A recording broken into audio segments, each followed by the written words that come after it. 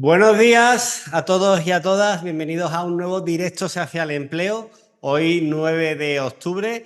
así que bueno, primero decir por el chat si se escucha todo bien y se nos ve, a ver, ok, todo bien, se escucha, perfecto, bueno, pues como vemos tenemos muchos saludos también de muchos puntos de la geografía española, así que muchas gracias por conectarse un directo más, aquí todos los jueves a las 11 de la mañana en horario peninsular. Y nada, vamos a empezar con el tema que, bueno, como siempre nos gusta en la temporada trabajar diferentes cuestiones, temas de herramientas para la búsqueda de empleo, temas de información laboral, por supuesto, y para ello queríamos ahondar un poco más en lo que ya estuvimos hablando en la temporada anterior, en la temporada número 11, donde veíamos la reforma de la ley de extranjería. Y en esta reforma de la extranjería ponía sobre la mesa un nuevo tipo de arraigo, el arraigo socioformativo. Entonces, bueno, nos parecía interesante ahondar un poco más en este tipo de arraigo y para ello vamos a hacer una conexión con Alicante, donde tenemos ya por aquí a Curro. Curro, ¿qué tal? Hola, buenos días. Muy bien. Buenos días, ¿Vosotros? Curro. ¿Qué tal? Bueno, Curro ya, para quien siga la historia de los directos hacia el empleo, es ya un viejo conocido porque ya, Curro, hiciste has hecho ya más de un directo por aquí. Sí, sí, correcto. También uno anterior sobre el arraigo que entonces se llamaba para la formación. Claro, entonces, bueno, la segunda parte te tocaba estar aquí presente. Y te quiero dar especialmente las gracias porque sé que en toda la comunidad valenciana hoy es festivo, así que, bueno, que hayas hecho el esfuerzo también para estar aquí hoy, se agradece por tres. Pues nada, gracias. Gracias Bueno, a y para vosotros. quien no conozca a Curro, lo tengo aquí en la chuleta apuntado porque no me quiero confundir con el nombre, él es abogado del programa de solicitantes y beneficiarios de protección internacional de Cruz Roja y voluntario en el portal migrar.org, un portal que luego Curro también nos va a comentar algo sobre él. Correcto. Así que nada, en esta ocasión, en este directo, nos vaya a disculpar, pero no vamos a hacer al final la ronda de preguntas. ¿Por qué? Porque al final siempre la casuística es muy diversa y no queremos dar ninguna información que pueda llevarnos a error. Entonces, bueno, luego Curro también nos va a explicar cómo podemos hacer todas nuestras consultas durante su presentación. Así que nada, vamos a dejar a Curro con la presentación y luego vuelvo a conectar yo y cerramos. Así que nada, Curro, todo tuyo. Muchas gracias. Bueno, gracias a ti, Javier. Voy a intentar, voy a intentar compartir la presentación. A ver.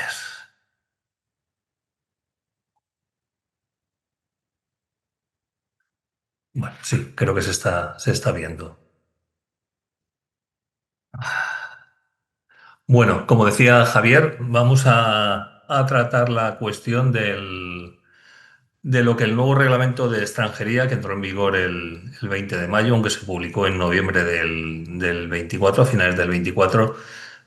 pasa a denominar arraigo socioformativo, que es lo que antes conocíamos desde agosto del año 22 como arraigo para la formación. Ya en el año 22 fue una novedad esta forma o esta figura de arraigo y ahora se ha remodelado tanto en su contenido como en su forma y en su denominación y ha pasado a llamarse arraigo socioformativo. Eh, Primero vamos a hablar brevemente de lo que es el arraigo y de las distintas figuras de arraigo y luego ya entramos más en profundidad en el arraigo socioformativo. El, el arraigo es una de las variadas formas que existen en nuestra normativa de extranjería para obtener un permiso de residencia por circunstancias excepcionales.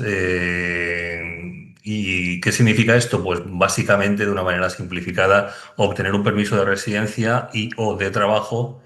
estando ya en territorio español y partiendo de una situación de irregularidad previa. En particular, en la figura del arraigo, que como digo es una de las variadas formas que hay de obtener la residencia por circunstancias excepcionales, como ya dijo el Tribunal Supremo, pues es una forma de obtener la residencia pues, mediante la demostración de la existencia de vínculos que unen al extranjero con el lugar en que reside y estos vínculos pueden ser económicos, sociales, familiares, laborales, académicos. Y así ahora en nuestro reglamento actual, perdón, estoy adelantándome. En nuestro reglamento actual ya el reglamento de extranjería ya se habla de que las personas extranjeras pueden obtener una autorización de residencia por arraigo cuando existan ese tipo de vínculos. Actualmente, tras la reforma, no, perdón, tras el nuevo reglamento de extranjería, estas son las modalidades de arraigo que tenemos en nuestra normativa de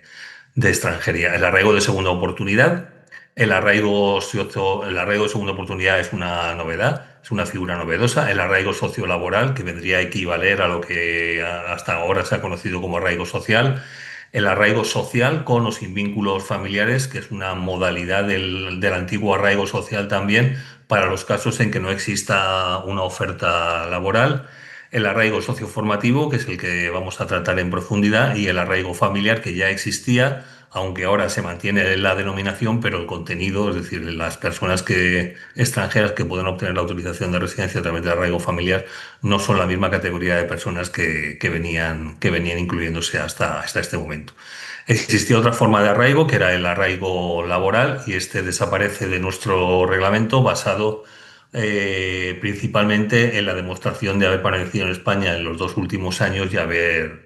y acreditar al mismo tiempo una relación laboral de al menos 6 meses. Esta figura desaparece, aunque se mantiene otra figura parecida, que no es arraigo, sino que es una residencia por circunstancias excepcionales, eh, que era como inicialmente se configura el arraigo laboral para los casos en que medie una previa denuncia ante las autoridades. En esta tabla, que está obtenida de la página web del gobierno vasco, ahí veis la dirección web, se hace una clasificación y resumen de todos los requisitos en función del tipo de arraigo. Os la he puesto porque creo que es bastante expresiva y aclara muy bien, pues así de principio, de una manera muy visual, cuáles son los requisitos para cada una de las distintas figuras de arraigo que acabamos de comentar. Como veis, abajo del todo está el arraigo socioformativo, con todos sus requisitos que ahora vamos a pasar a desglosar de manera un poco más pormenorizada. Requisitos comunes para todas las figuras de arraigo, no solo para el socio formativo. Pues en primer lugar, encontrarse en España y que la persona extranjera no tenga la condición de solicitante de protección internacional ni en el momento en que presenta la solicitud, ni luego durante el procedimiento de esta solicitud. Esto es una novedad normativa, aunque no jurisprudencial, porque ya esto es consecuencia de las decisiones que el Tribunal Supremo en España ha venido tomando en los últimos años. El hecho de que el tiempo que una persona que ha solicitado o que está solicitando protección internacional no compute como tiempo de permanencia en España a efectos de que pueda solicitar una autorización de residencia por arraigo. Se entiende, dice el reglamento, que una persona solicitante de protección internacional desde el momento en que ha formulado una solicitud y hasta el momento en que no obtenga una resolución firme, ya por parte de la Administración o ya por parte de un tribunal. Ahora vamos a ver un poco más en detalle estos requisitos. En primer lugar, una persona se considera que es solicitante de protección internacional desde el momento en que cuenta con el documento que se denomina manifestación de voluntad, es decir, desde el momento en que ha comparecido en la autoridad policial, ha tenido la suerte de comparecer en la autoridad policial, ha dejado constancia de esa manifestación y se le ha pedido un documento que así lo acredita. Y si la persona que ha iniciado un procedimiento de protección internacional desiste de la misma, de esa solicitud, nos aclara el Ministerio de Inclusión, Migraciones y Seguridad Social, a través de distintos documentos que también vamos a ver a continuación, que desde ese momento, es decir, el momento en que ha desistido de su solicitud, cumple con la condición de no ser solicitante de protección internacional. Y nos añade uno de estos documentos que comenzará, si no lo ha sido, antes previamente solicitante de protección internacional, o se reanudará el cómputo del tiempo de permanencia requerido. Ahora veremos qué significa esto y qué importancia tiene este último inciso que os he puesto en azul, porque tiene bastante importancia y trascendencia. El segundo requisito es haber permanecido en territorio español de manera continuada durante los 2 años, como mínimo durante 2 años inmediatamente anteriores a la presentación de la solicitud. y el tiempo que la persona haya estado en su condición de solicitante de protección internacional, si lo ha sido, no será computable como tiempo, como os he dicho ya antes, como tiempo de permanencia en España. No será computable, pero si esto lo relacionamos con el inciso de la diapositiva anterior, si la persona antes de haber solicitado protección internacional ha estado en España de manera regular o irregular, hasta que haya podido hacer esa solicitud, pues ese tiempo previo se interrumpe y luego se reanuda. Es decir, se añaden los periodos previos de permanencia a los periodos posteriores a la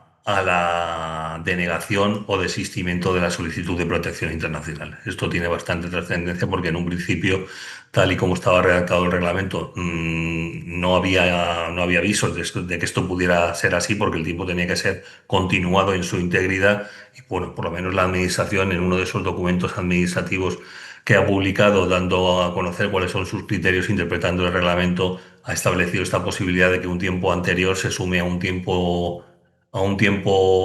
posterior, aunque de manera intermedia haya habido un procedimiento de protección internacional. En relación con los 2 años de permanencia en España,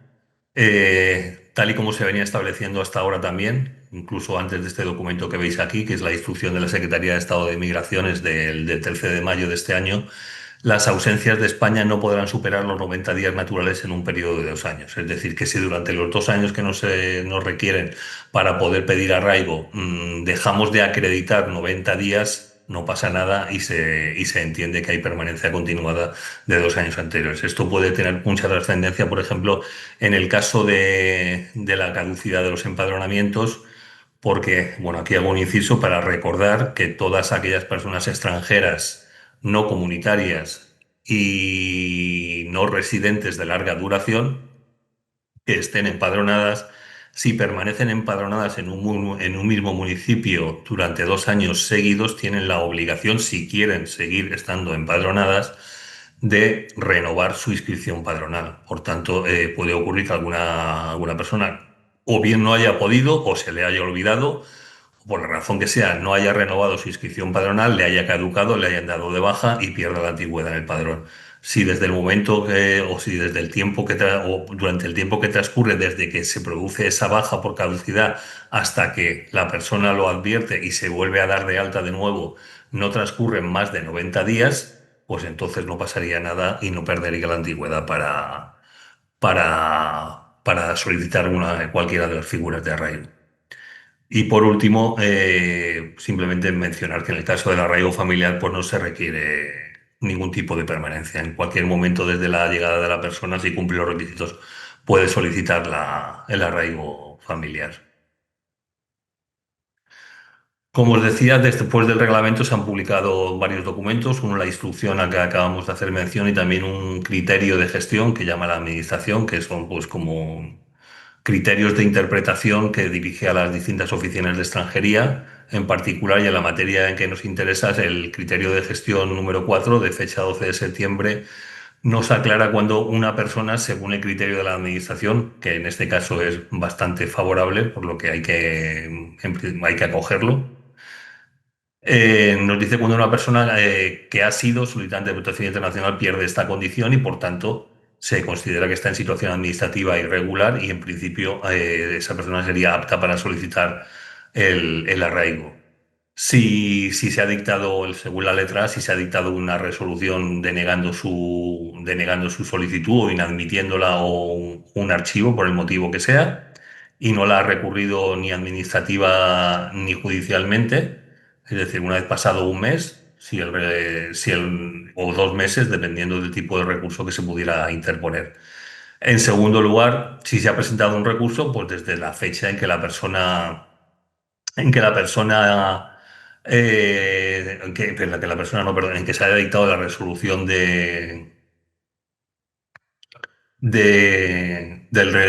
resolviendo el recurso,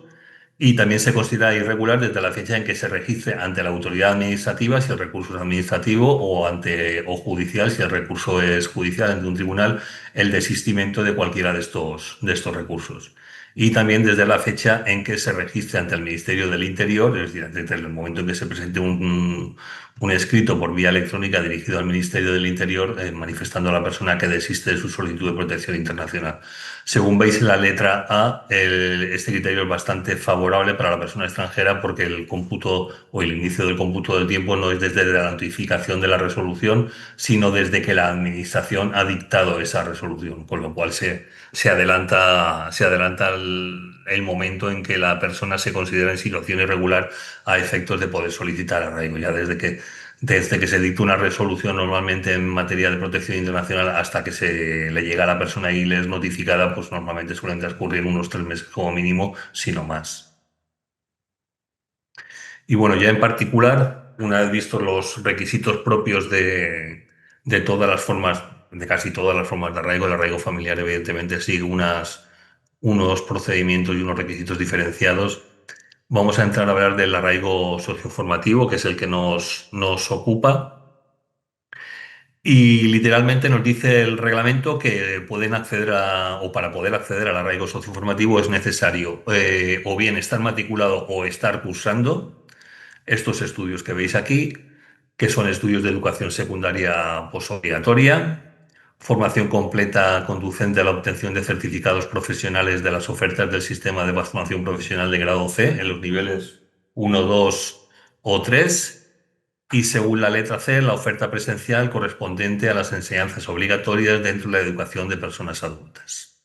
Vamos a repetir esto varias veces y vamos a intentar desmenuzarlo un poquito más. Y en segundo lugar, comprometerse a realizar, es decir, que la persona se debe comprometer a realizar una formación promovida por los servicios públicos de empleo y orientada al desempeño de ocupaciones que estén incluidas en el catálogo de ocupaciones de difícil cobertura. Ahora, insisto, vamos a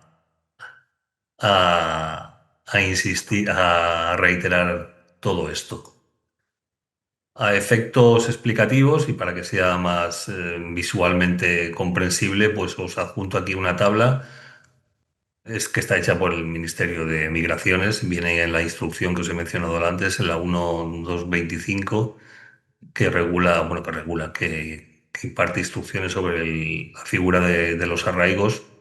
y en particular en cuanto al arraigo socioformativo, pues aquí veis los 4 supuestos como he mencionado, los 3 del principio, que eran las letras A, B y C, y el último supuesto que son las formaciones dirigidas a ocupaciones incluidas en el catálogo de ocupaciones de difícil cobertura. Toda esta información está en el Internet, en el portal de inmigración del Ministerio de Inclusión, Seguridad Social y Migraciones. La podéis obtener con facilidad. Y reiteramos lo mismo, pero de otra forma. Vamos a ir,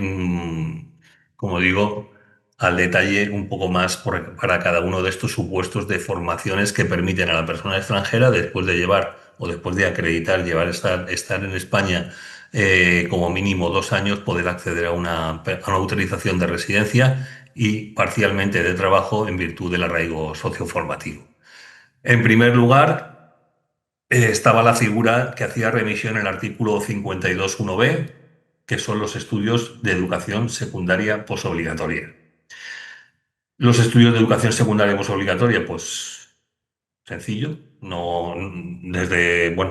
tendría por qué tener ninguna complejidad interpretar cuáles son estos estudios, pero sí qué requisitos tienen que tener estos estudios a efectos de que sean válidos para acceder al arraigo socioformativo. Y en este sentido, la normativa y las instrucciones que la han interpretado desde el punto de vista administrativo nos dicen que esta formación debe ser a tiempo completo y se entiende que es una formación a tiempo completo aquella en la que la persona extranjera se haya matriculado al menos en el 90% del programa de estudios. En segundo lugar, puede ser en modalidad presencial o semipresencial, pero siempre que al menos el 50% de la programación impartida sea de manera presencial. Podrá incluir en su caso esta formación a tiempo completo y de manera presencial o semipresencial la realización de formación práctica tutorizada obligatoria y quedan incluidos, por si hay alguna duda, los ciclos formativos de grado medio y los títulos de especialista de formación profesional. Este es el primer supuesto de los cuatro que hemos visto anteriormente, tanto en la tabla como en la enumeración previa. En segundo lugar, está la formación que queda incluida en el grado C de formación profesional. Y también nos dicen que esta formación debe reunir los siguientes requisitos. Ha de ser una formación completa, no valen, no sirven módulos ni una formación de manera parcial. Esta formación de grado C de formación profesional se concreta o se materializa en certificados profesionales de las ofertas del sistema de formación profesional y se admiten tanto los niveles 1 como 2 y 3. Y en tercer lugar, debe reunir la característica de que sea modalidad presencial o semipresencial, al igual que en el caso anterior, y siempre que al menos el 50% de esa programación o de esa formación sea de manera presencial. Aquí a efectos pues, ejemplificativos, os he copiado una tabla en la Comunidad Valenciana, que es donde yo estoy, la competencia en materia de formación para el empleo está transferida, bueno, está transferida a la comunidad autónoma, evidentemente, pero bueno, el organismo administrativo que gestiona esto desde el punto de vista autonómico se denomina o le denominamos Labora. Esta tabla está tomada de la página web de Labora, ahí arriba tenéis el enlace de la web, pero me imagino que bueno, que en cada una de vuestras comunidades autónomas podéis a través de Internet acceder a tablas iguales. Simplemente os lo he puesto a ejemplos como a título de ejemplo, como os decía, porque aquí podéis ver en la columna de nivel cualificación especialidad, pues podéis ver que he marcado con distintos colores, en verde un nivel 1, en naranja un nivel 2 y en lila un nivel 3 para que veáis simplemente a título de ejemplo, pues que estas formaciones que son bastante asequibles y sobre todo la de nivel 1 para la cual solamente se requiere una prueba de idioma. La prueba de idioma, o ser una persona hispanohablante, lógicamente, pero si no lo eres, pues una prueba de idioma que tampoco es muy compleja, y con eso se puede acceder a un nivel 1 de estos certificados y iniciar un proceso de regularización. Se puede hacer a través de otros niveles, evidentemente, se exigen otros requisitos de mayor nivel formativo previo, que a veces es difícil también demostrar que los tenemos, porque a lo mejor se puede requerir una convalidación de estudios,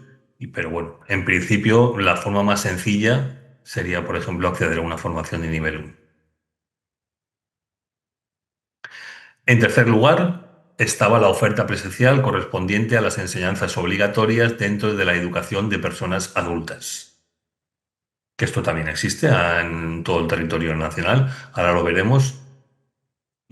Pero de toda la oferta que se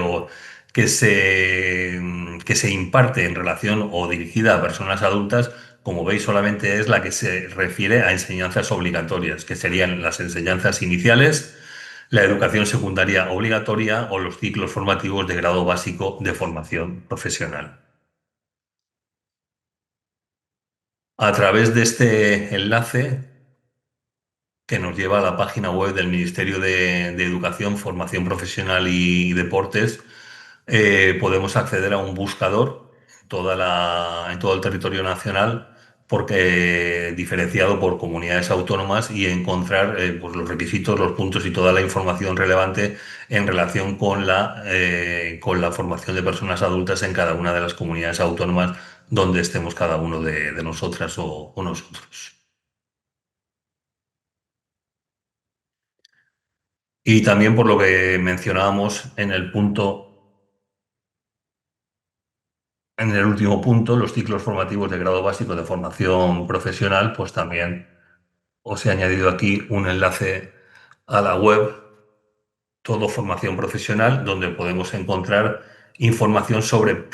formación profesional en cada una de las comunidades autónomas que integran el territorio nacional. Y ahí podéis ver los requisitos, los plazos de matriculación, etcétera, etcétera, etcétera, y los certificados o las distintas formaciones que se imparten o a las que podríamos estar interesados en acceder. Y luego, en cuarto lugar, como os decía, una formación que la última formación o la última categoría de formaciones admisibles para acceder al arraigo socioformativo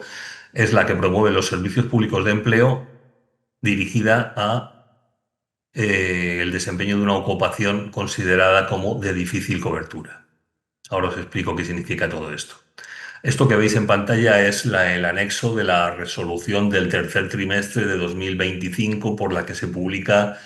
el catálogo de ocupaciones de difícil cobertura. En España, desde hace muchos años, se hace un estudio por parte de hay distintas administraciones implicadas y se publica el resultado de ese estudio de manera trimestral en el Boletín Oficial del Estado, en el que se incluyen qué ocupaciones, aquí veis las zonas geográficas en las que cada una de estas ocupaciones se considera de difícil cobertura, qué ocupaciones tras ese estudio, evidentemente en el que tienen una participación importante los servicios públicos de empleo, han quedado desiertas y no han podido ser ocupadas con mano de obra nacional o extranjera que esté inscrita como demandante de empleo ante los servicios públicos de empleo. Entonces, todas estas profesiones, actividades, ocupaciones que están incluidas en este catálogo, vámonos al último supuesto, que es el de para todas las provincias, es decir, para todo el territorio nacional, pues aquí vemos que formación podría ser válida si se imparte por los servicios públicos de empleo para acceder al arraigo socioformativo, siempre y cuando vaya dirigida a carpintería de aluminio, montador de carpintería, bueno, cualquiera de estas ocupaciones. También también las superiores, evidentemente, sí guardan relación con el ámbito geográfico en el que la persona extranjera esté en ese momento. Este catálogo de ocupaciones de difícil cobertura no está hecho con esta finalidad, es decir, la idea inicial por la que se creó este catálogo no era para dar una salida al arraigo socioformativo, porque el catálogo se creó hace muchísimos años y el arraigo socioformativo o para la formación solamente existe en España desde agosto del año 22, sino para poder las empresas contratar mano de obra extranjera que no estuviera en España, es decir, desde sus países de origen,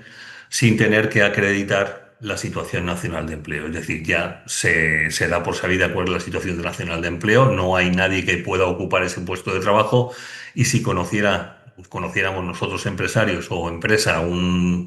una persona extranjera que estuviera en X país, y que reuniera los requisitos o la cualificación profesional para ser instalador electricista de edificios, pues esa oferta de trabajo prosperaría ante la oficina de extranjería y se le concedería el visado a esa persona que, como decimos, está en el extranjero para que viniera a España ya con un visado. En cuanto pisara territorio nacional, se convirtiera en una autorización de residencia y trabajo. Pero ahora también se ha extendido la utilidad de este catálogo a la formación que va dirigida a cubrir una de estas ocupaciones y permitir que se pueda utilizar para la regularización a través de la figura del arraigo socioformativo. Bueno, pues el arraigo socioformativo, los aspectos que quiero destacar, aparte de la formación, que es lo que más he incidido, porque creo que eh, en el anterior reglamento era más amplia la oferta formativa,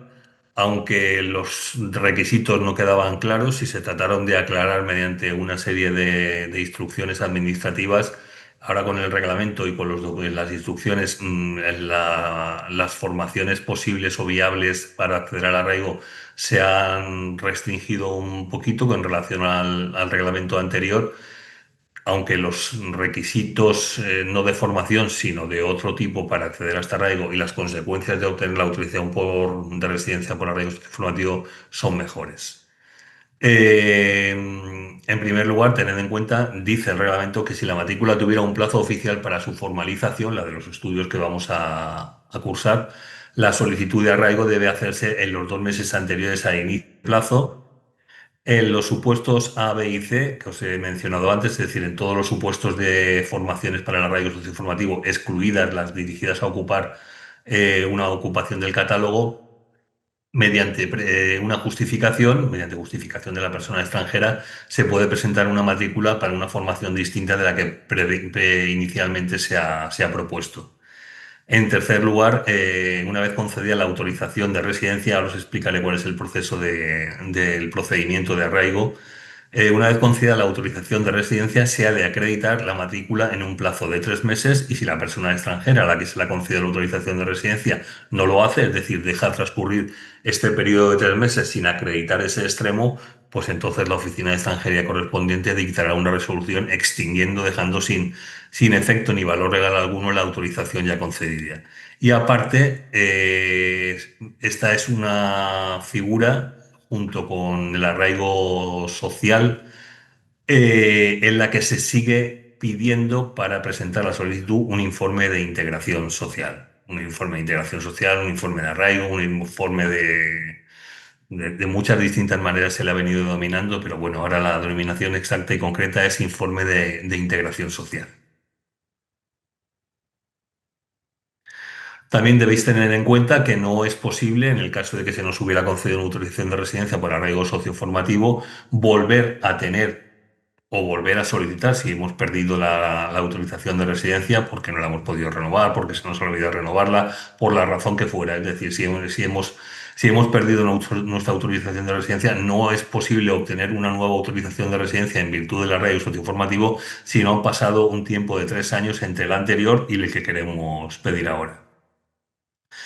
En todo caso, hay mucha formación, como os he dicho, mucha formación ofrecida por organismos y entidades públicas. Eso implica que en la inmensa mayoría de los casos la formación es gratuita, pero también se puede acceder a una formación a través de entidades privadas que evidentemente pues cada una tendrá su coste en función de la calidad de la formación, el tiempo, etcétera, etcétera, etcétera. Pero si queremos acceder a una de estas formaciones mediante el pago del precio correspondiente, tenemos que tener en cuenta y debemos asegurarnos que la entidad que imparte esa formación está inscrita en este registro que veis aquí. A través de este registro podéis comprobar si ese centro o ese organismo, esa entidad o esa academia a la que queremos inscribirnos para recibir una formación es válida o no es válida, viendo si está inscrita en este registro. Y luego, como aspecto muy destacable, como os decía, que en cuanto a los efectos sí que se ha mejorado mucho esta figura, y es que el arraigo para la formación, el arraigo socioformativo, perdón, una vez concedido, habilita para trabajar a la persona extranjera hasta un máximo de 30 horas semanas, de 30 horas a la semana, perdón, siempre y cuando la remuneración que se obtenga por esa relación laboral sea equivalente o superior a la del salario mínimo interprofesional o a la que se establezca en el convenio colectivo de la actividad en la cual se vaya a trabajar, en proporción, evidentemente, si es al ser de inferior a la jornada correspondiente completa, en proporción a la jornada trabajada. En cuanto al procedimiento, antes de seguir con esto, debéis tener en cuenta que aunque es un poco confuso porque por un lado nos dicen nos dicen que hay que estar cursando,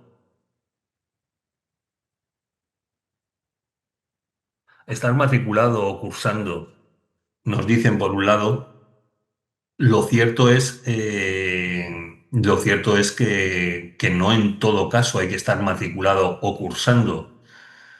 Se puede solicitar el arraigo presentando, de hecho, la solicitud que se hace, la del formulario oficial de solicitud, que es el modelo X10. Hay que rellenar unos datos relativos a la formación, el centro que la imparte, su CIF, el código de la formación, la fecha prevista, la duración en horas, etcétera, etcétera, una serie de formación que nos pide la administración para realizar la solicitud. En ocasiones sería suficiente con manifestar que queremos iniciar una formación para la que ni estamos matriculados ni estamos cursando la formación en ese momento. Bastaría con aportar una formación que va a iniciarse en un futuro próximo. A veces ese futuro próximo, esa fecha de inicio próxima, es difícil calcularla porque, como os decía, aquí voy a hablaros del procedimiento, que os he dicho que iba a tratar un poco sobre el procedimiento, la mecánica o los pasos a seguir para solicitar el arraigo para las formaciones, o estar matriculado o estar cursando una de estas formaciones, o decir que vamos a iniciar una de estas formaciones que va a tener lugar en un futuro próximo. La Oficina de Extranjería valora nuestra solicitud, si cumplimos todos los requisitos, nos conceden una autorización de residencia por un año con un año de validez y al mismo tiempo que nos la conceden nos dan un plazo de 3 meses, como os decía antes, nos dan un plazo de 3 meses para acreditar que hemos iniciado esa formación. Y como os decía, si no lo acreditamos, nos extinguirá la autorización de residencia. Una vez que en ese plazo de 3 meses hemos aportado la acreditación de que hemos iniciado la formación, nuestra autorización de residencia por el arraigo socioformativo adquiere plena eficacia, se consolida, podríamos decirlo así, y se extenderá en el tiempo durante un año. Y luego cabrá la posibilidad, o no cabrá, según vamos a ver ahora, cabrá la posibilidad de prorrogar la autorización de arraigo socioformativo. Uno de esos requisitos que se tendrán en cuenta o que se valorarán para concedernos la autorización de residencia será la posible existencia de antecedentes penales. Supongo que todos sabréis que para presentar una solicitud la persona extranjera tiene que aportar un certificado de antecedentes penales, que no tiene por qué ser siempre de su país de origen. Como veis aquí, el certificado de antecedentes penales, evidentemente, si no está elaborado en idioma español, tiene que estar traducido al español por un traductor intérprete jurado. Y aparte, el documento tiene que estar legalizado o apostillado según el caso. El documento de antecedentes penales, como os decía, puede ser del país de origen o debe ser de otro país si hemos estado los 5 años anteriores en otro país que no sea nuestro país de origen. En cualquier caso, debe ser el certificado de antecedentes penales del país o países en los que ya hemos estado en los 5 años anteriores a nuestra entrada en España.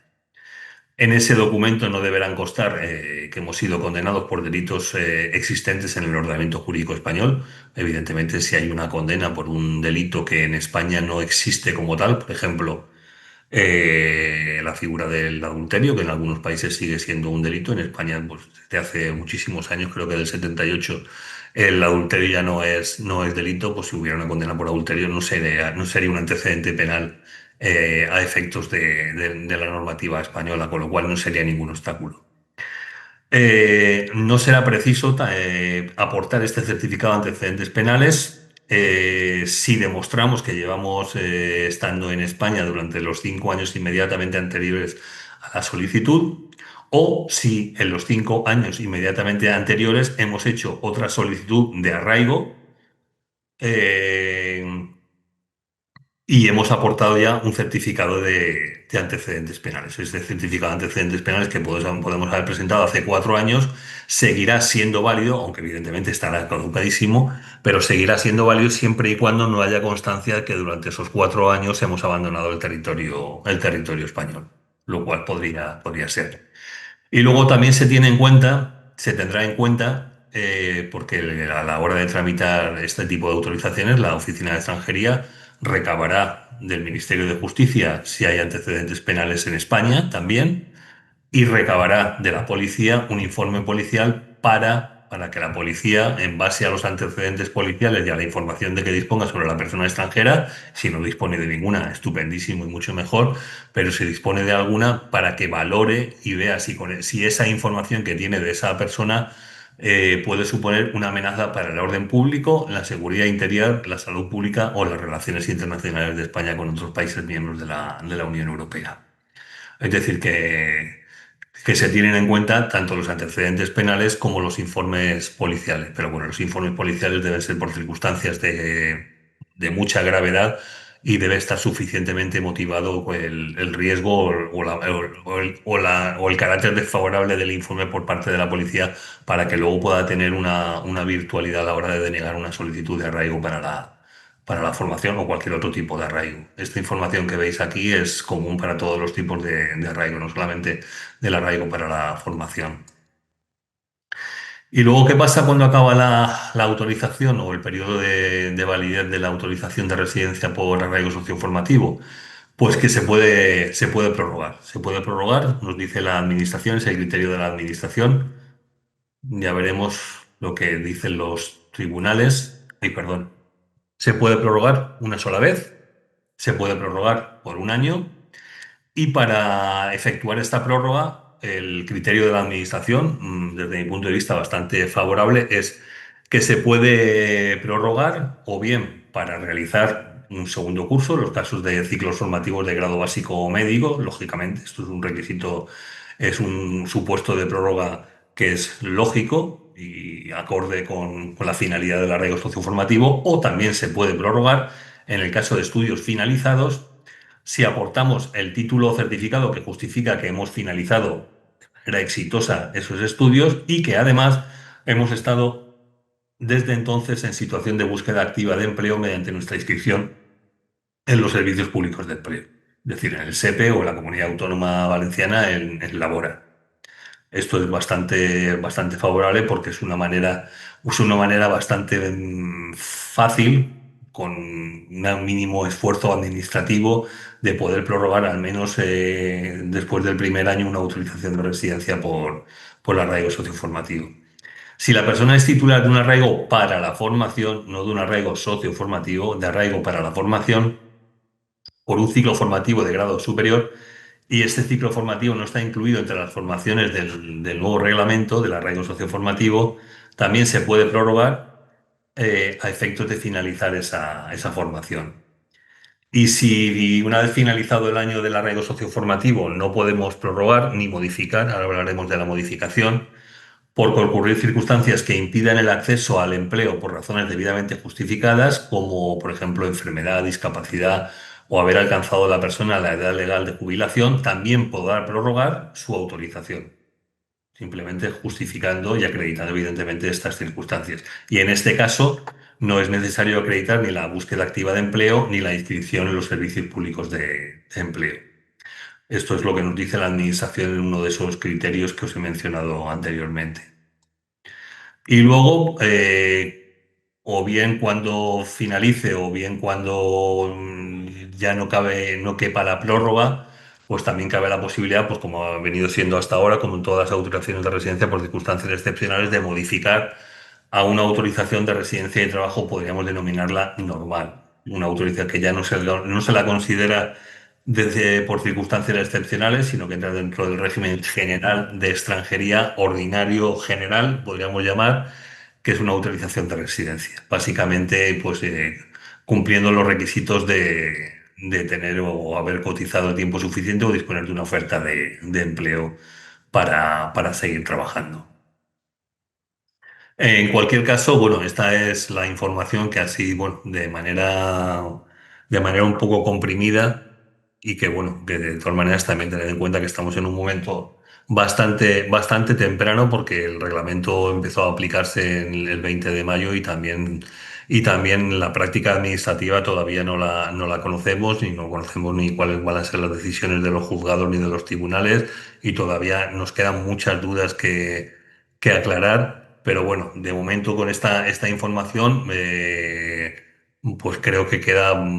mínimamente, por lo menos, pues esa es mi intención, claro, cuál es la naturaleza y las consecuencias de un arraigo para la formación. Y si no hubiera sido así, pues en primer lugar me disculpo, lógicamente, y en segundo lugar, pues os remito al portal Migrar, si tenéis alguna duda, ya sea sobre el arraigo socioinformativo o sobre cuestiones de extranjería de otra índole o relacionadas con la protección internacional, podéis acceder al portal migrar.org que antes ha mencionado Javier, y de una manera bastante sencilla podéis lanzar una consulta que os responderemos a alguno de los muchísimos asesores que en todo el territorio nacional nos dedicamos a responder este tipo de consultas. Bueno, y por mi parte, pues nada más, os agradezco vuestra atención. Y como digo, espero que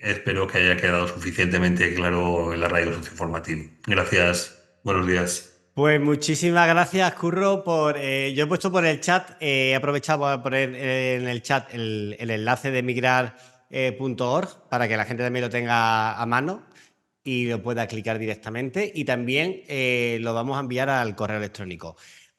Curro, muchísimas gracias por la presentación, por ese ejercicio de síntesis que sé que ha sido un ejercicio importante porque era mucha información la que habría que brindar y bueno, la ha sintetizado bastante bien en unos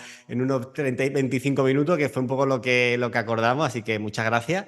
Deciros que, como decía Curro, aquí tenemos el portal de Mirar donde podéis dejar vuestras consultas y que os vamos a enviar la grabación del directo de hoy, ¿vale? Para que lo podáis ver con más detenimiento, que lo enviamos el martes, el próximo martes os lo enviamos a vuestro correo electrónico. Así que nada, Curro, ¿algo más que añadir antes de cerrar? Nada, muchas gracias y bueno, espero que resulte de utilidad y muchas personas se puedan regularizar a través de esta forma de arraigo. Y bueno, en concreto decir también que disfrutes del resto de día festivo que tenéis hoy, que te lo hemos cortado, así que nada, gracias por el esfuerzo de agenda de estar aquí hoy. Muy bien, gracias a vosotras. Hasta Bueno, pronto. muchas gracias y todas gracias a todas las personas que están aquí. Nos vemos el próximo jueves. Bien, hasta luego. Chao.